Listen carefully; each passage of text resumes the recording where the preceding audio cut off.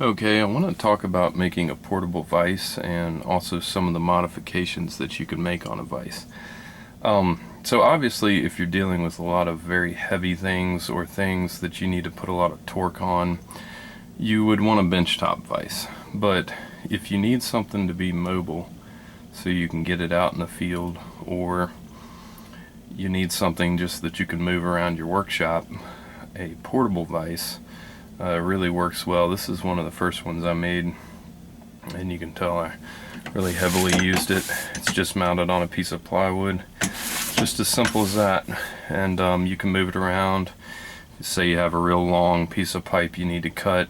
Well, a portable vise works really well for that because you can set it on the ground and have your pipe on the ground. A lot of times you just don't have enough space on your workbench to work with long pipes and stuff like that.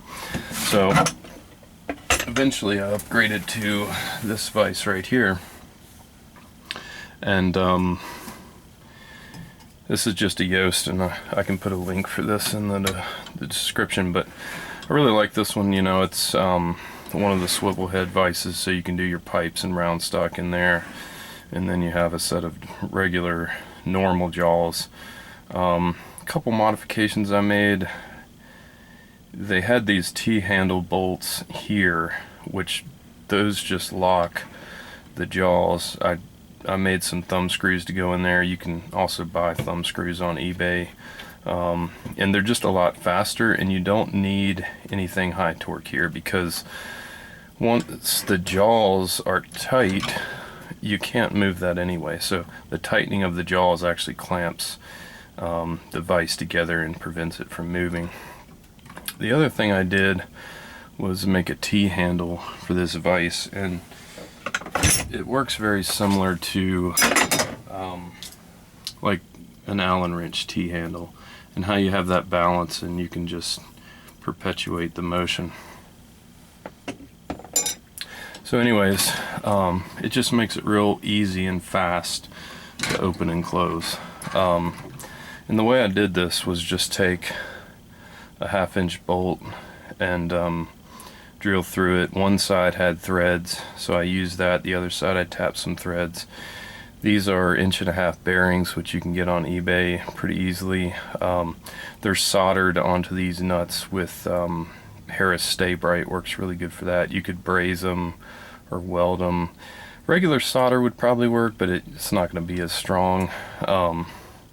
And of course you can unthread these and take the handle out if you want, but there's also a pin right here that goes through this, through the handle and a little bit into here. This is just a roofing nail that I've got epoxied onto a magnet. And what that does is allow you to pull the handle out if you need more leverage, or if having it as a T-handle gets in the way of what you're holding here.